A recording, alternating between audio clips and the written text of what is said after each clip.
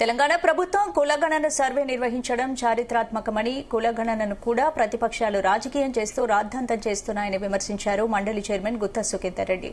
దీనివల్ల ప్రజల్లో రాజకీయంపై విలువలు తగ్గుతున్నాయని ఆందోళన వ్యక్తం చేశారు. ఇక సర్వేలో పాల్గొన్న ఎన్యూమరేటర్స్ అంతా మధ్యతరగతికి చెందిన వారేనని, వారెందుకు తప్పుడు రిపోర్ట్ ఇస్తారని ప్రశ్నించారు. ఓటర్ల జాబితాకి కులగణనకి పోల్చడం సరైంది కాదన్నారు. గత ప్రభుత్వం చేసిన సమగ్ర కుటుంబ సర్వే ఆధారికంగా ప్రకటించలేమన్నారు.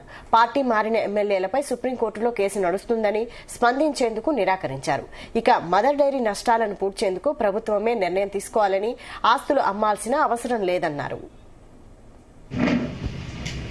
అదేవిధంగా 2014లో చేపట్టబడినటువంటి సమగ్ర కుటుంబ సర్వే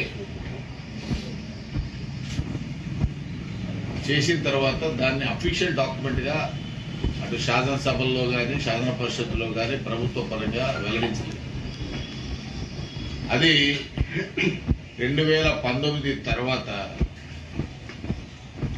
మర్రిచెన్నారెడ్డి ఇన్స్టిట్యూట్ లో వాళ్ళ వెబ్సైట్ లో మాత్రమే ఉన్నాయి.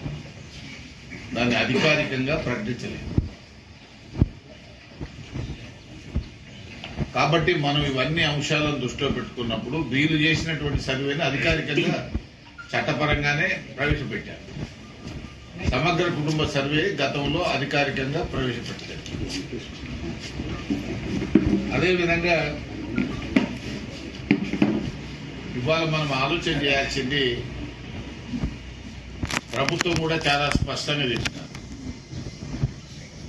దాదాపు 3 లక్షల మంది, 3 లక్షల కుటుంబాలు ఎన్యుమరేషన్ లో పార్టిసిపేట్ కాలేదు. అటువంటి వాళ్ళు ఎవరైనా ఉంటే వివరాలు ఇవ్వచ్చు.